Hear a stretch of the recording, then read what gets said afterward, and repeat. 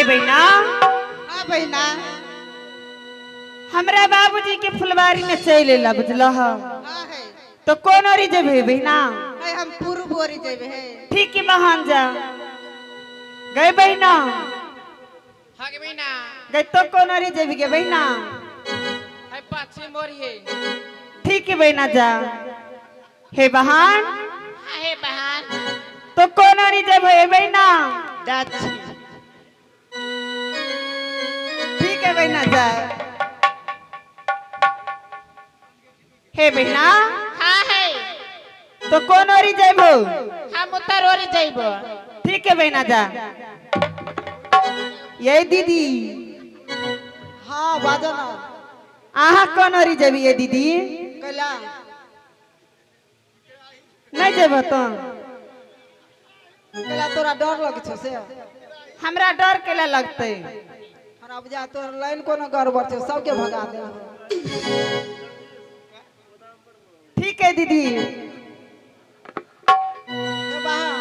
हाँ है। जाय छियो मगर तो फुलबारी में सम्हार करे है जाय छियो। ठीक है बहना जा।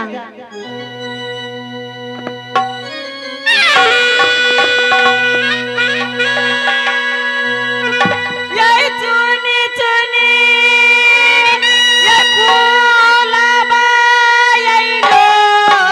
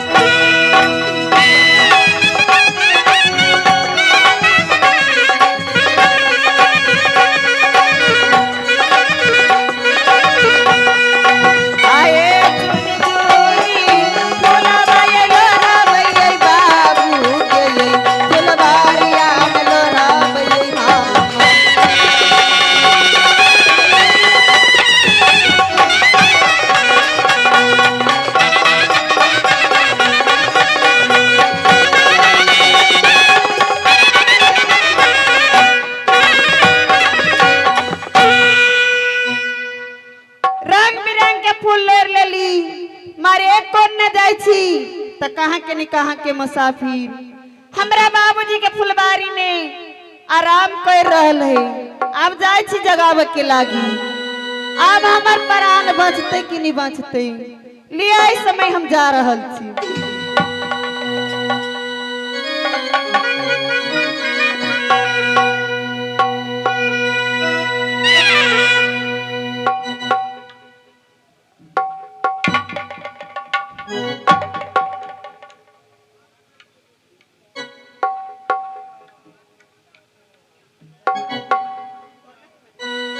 हे राम, ऐ बगीचा में या फूल तुर के चिष्टा में या नाग देवता की हवा से या फेंट आ गया, परंतु ये बगीचा में या बहुत या शकल के या जुवा लड़की आवे वाली या कोई एम वरुण की गण ये कोई इंद्र की परी या कोई मृत भुवन के रहे वाली, हे परमात्मा इनकर सुंदरताई इनकर या रूप आकर्षित कर जाओ, इनका सारा थाह लगाए बे बगीचा में है तो के छा किनका आर्डर से फुलवारी ने तो नींद ले रहल छहो।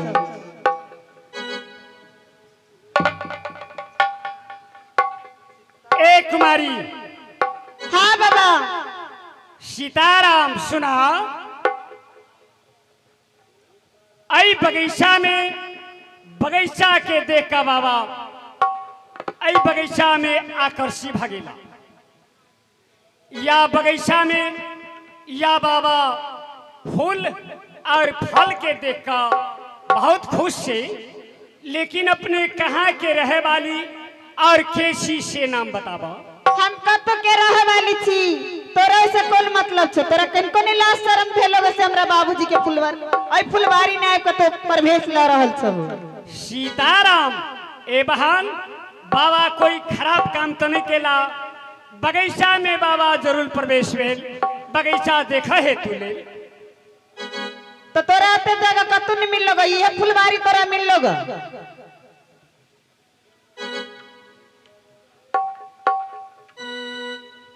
हे राम लड़की मालूम पर ये पिताइल जका, लेकिन बाबा बगीचा में किछ नहीं केला। वशीकरण एक मंत्र है, दीजिए वचन कठोर। जब नहीं कुछ कैले तो हम कथी ला छियैला रहल से हमरा बताओ। ए बहन। हाँ बाबा। ए कुमारी सुनो, बगीचा में बाबा कोई खराब काम केला, बगीचा देखा के हेतु बगीचा में प्रवेश केला, बिना ऑर्डर से नहीं फुलवारी ने अभी बाबा। राम राम ऑर्डर लेवा पड़िया। हाँ बाबा के स्मरण नहीं छेला, लेकिन अपने ये बताबो अपने कहाँ के रहे वाली के छी। हम कत के रहे वाली छी, किंतु हमरा अहाँ के नहीं फरियाब की बुझलिए। अहाँ कैला आयल छी, कथी करे के लेल आयल छी से हमरा पहले बताओ।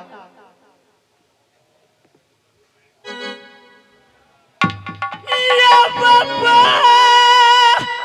बके बेगार में वही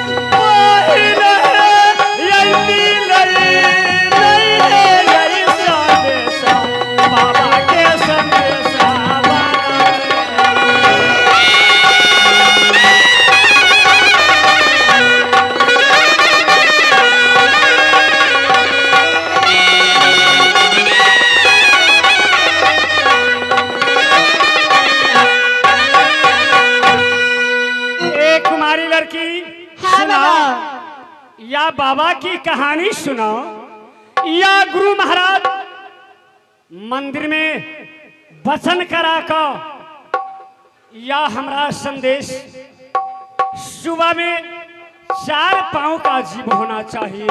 हाँ बाबा। दोपहर में 2 पाँव के जीव, रख चंदन का पेड़, नरक का कुंड, नागबेली का फूल, साथ साथ नागबंती कन्या की डोली या बाबा महाराज बाजार लेगनी। महीने के बाद गर्भे से निकलैया जन्म लैया तो दोपहर से दुहास से अगना घर में घूमा फिर गुरका लगे कि नहीं गुरका लगी। सही बात। ओकरे कहिए सुबह में 4 पैर के जी बाबा और 3 पहर में दोपहर में जे बच्चा ढेरवा जवान होया कनका दिन के बाद चलो फिर लगे दौरा लगे कि नहीं दौरा लगी है। सही बात। ओकरे कहे दोपहर में 2 पैर के जी। ए बहान फिर 3 पाँव के जीव कहाँ मिलत? 3 पाँव के जीव जय मानुष के 4 पन्ने 3 पन बच जाइया तो एक लाठी से 2 गोर से चले कि नहीं चले बुढ़ापा शरीर होइए तो। सही बात। ओकरे कहिए एक कुमारी नरक के कुंड, नागबेली के फूल, नागबंती कन्या कहाँ मिलत?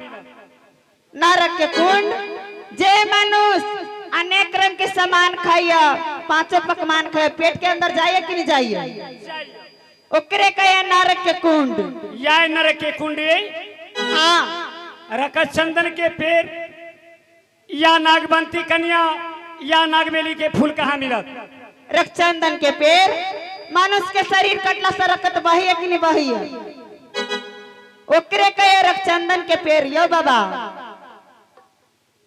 एक कुमारी हाँ।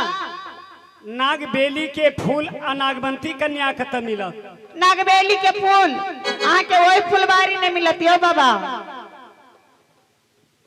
हे बहन या पात पात में या कांटा कांटा में सरप के बासनाए सरप की हवा से आई बगीचा में बेचैनी हो गलो। फिर नागबंती कन्या कहाँ मिला?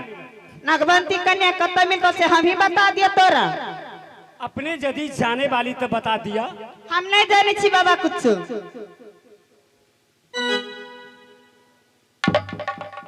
या बजुगा जुगा यही नाम है तुम्हारे दुनिया में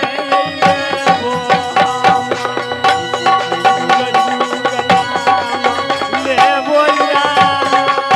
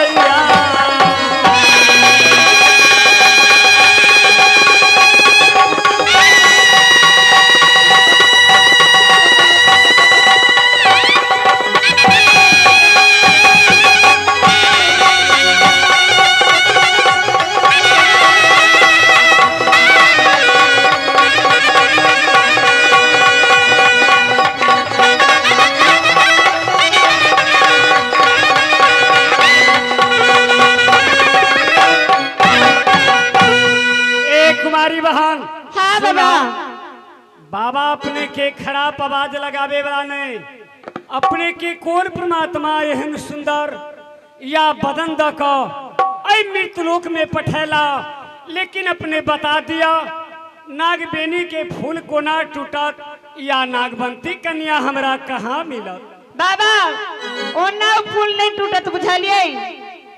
हाँ मैले से जाय छी इंद्रपुर। इंद्र बाबा के पास ने नाच गान क सखी सहेलिया के साथ ने जाकर बाबा से सत करा कर 7 बार नींद अमृत भोजन लकेबे नाग देवता पर छीर देवी नाग देवता सीत रहते अहाँ फूल तर के चल जाए बाबा। धन है कुमारी अपने इस समय इंद्रलोक में जाए वाली। हाँ बाबा। बाबा इंद्र के पास या कोई सामान इंद्रलोक से लेवे हाँ तब ही फूल टूट सकिया। हाँ तब बिरिया बाबा ताले तो आराम करा फुलबारी में ऐ बगीचा में अलग जगाओ। हाँ बाबा। धन है कुमारी धन। ए लड़की हाँ जुग जुग नाम है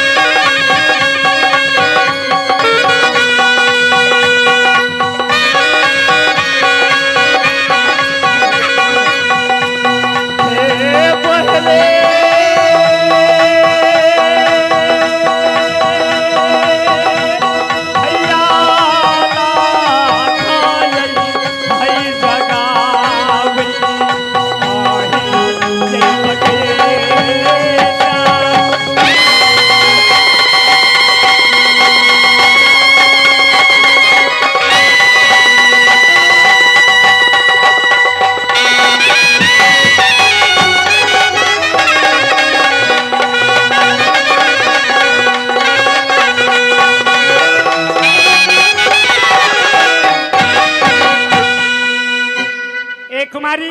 हाँ बाबा। अपने इंद्र कैलाश में जाए वाली।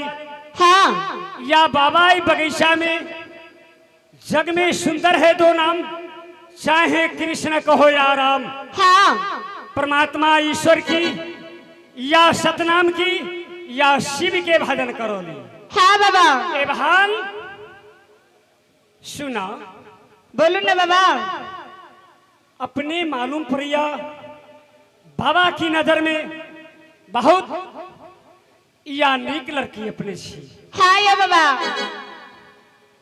ए लड़की हाँ एक शब्द सुना या बाबा की वचन।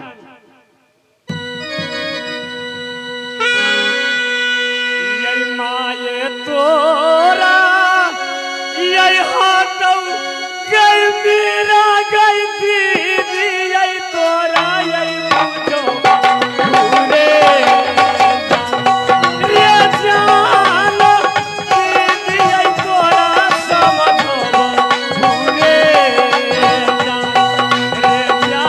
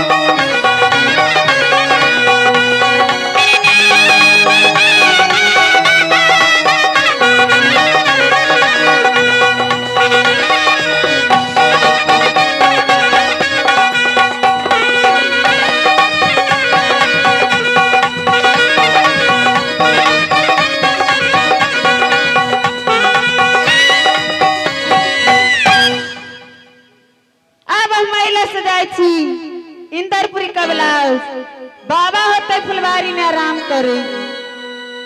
कले बाबा ये कुछ घड़ी के लागे यहाँ आराम करो वही फुलवारी में।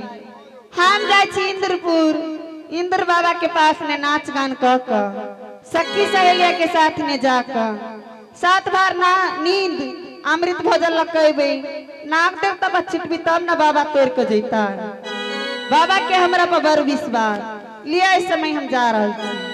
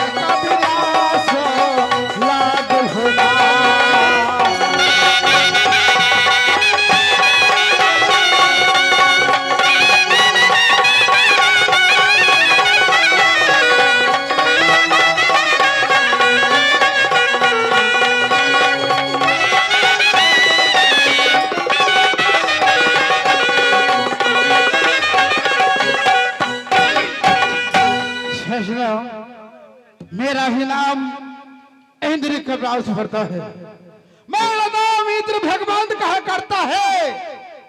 लेकिन जिस समय से मेरा सांस है इंद्र परिलोक मैं कहा भेज दिया तो जमीन को दर्श गया। लेकिन जिस रोलों से गया है नर नारी, न कोई गान होता है न कोई भजन होता है। इंद्र के बलास पूरा सोना सोना लगता है। न जाने एक मेरा साथ में द्वारपाल है, वो द्वारपाल भी किधर रहता है नहीं रहता है मेरे को मालूम नहीं है। ठीक है मैं थोड़ा बाज लगाता हूँ किधर है। अब कहा जा के बैठल है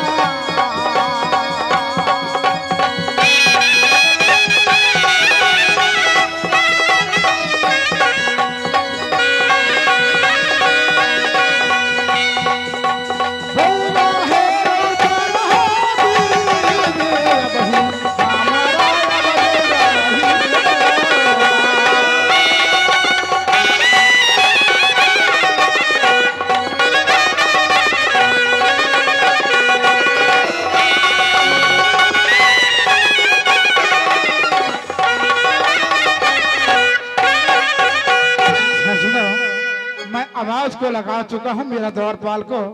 द्वारपाल आते ही होगा तब तक मैं जाता हूँ थोड़ा सिंहासन पे बैठता हूँ। आ रहा है कि नहीं आ रहा है मैं थोड़ा देख रहा हूँ।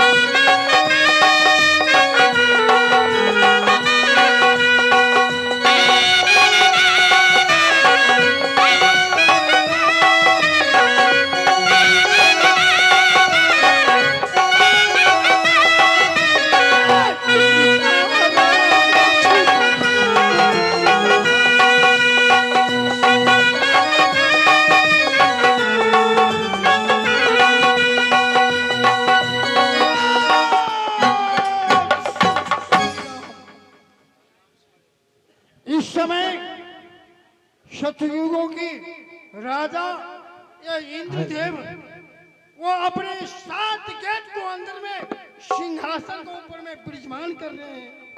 हम तो फल फूल खाने वाले हैं। इस समय मैं जा रहा हूँ इंद्रदेव के पास।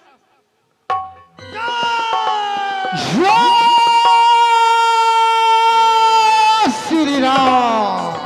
हे इंद्रदेव, बोलो। ये तो सुना कार्य इंद्र का विलास कर रहे हैं।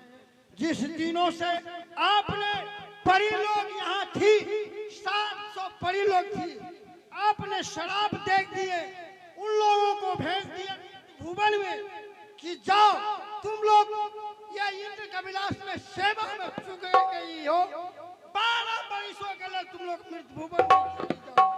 हे इंद्रदेव, बोलो। इस दिनों से ये इंद्र का विलास से बड़े लोग चले गए मृत्यु भुवन में, उस दिनों से सुना कार कर रहे हैं। वैसे पहलवान जी महाराज, जिस दिनों से मैंने परी लोग को भेजा, उस दिनों से इंद्रास के विलास पूरा सुना सुना को लग रहा है। बगीचा को अंदर में फल फूल खाकर मैं आता था। जी। ये परी लोग